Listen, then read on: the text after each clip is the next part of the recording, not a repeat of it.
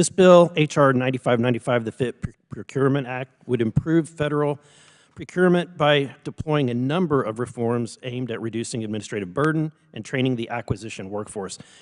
The reforms in this bill would streamline and simplify the federal procurement process and ultimately save taxpayer dollars by reducing agency acquisition costs. This bill requires the Director of Federal Acquisition Institute to develop and implement cross-functional information and communications technology training for the acquisition workforce, which is key. Having worked in the private sector in software procurement, the software is only as good as the folks are that are trained to use it.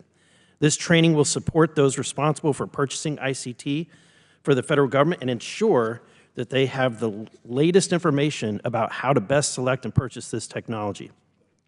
This bill significantly increases the number of purchases by the federal government that use commercial best practices. Specifically, the bill increases the simplified acquisition threshold from $250,000 to $500,000, and the micro purchase threshold from $10,000 to $25,000.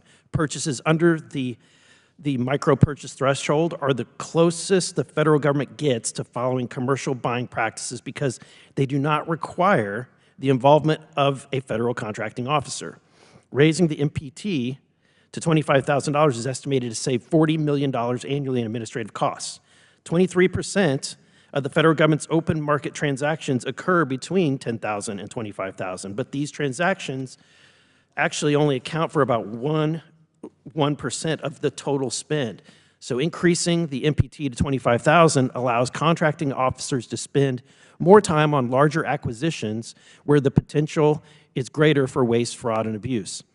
Purchases above the MPT and below the SAT are subject to simplified procedures in order to reduce administrative costs and promote opportunities for small businesses. By increasing the SAT to $500,000, this bill improves the economic efficiency for small businesses and reduces administrative burden for smaller government contracts. This bill also requires the Administrator for Federal Procurement Policy to issue guidance on how agencies can increase competition by broadening the way they consider past performance. This bill will save taxpayer dollars by reducing administrative purchasing costs and allowing contracting officers to spend more time focused on the larger projects.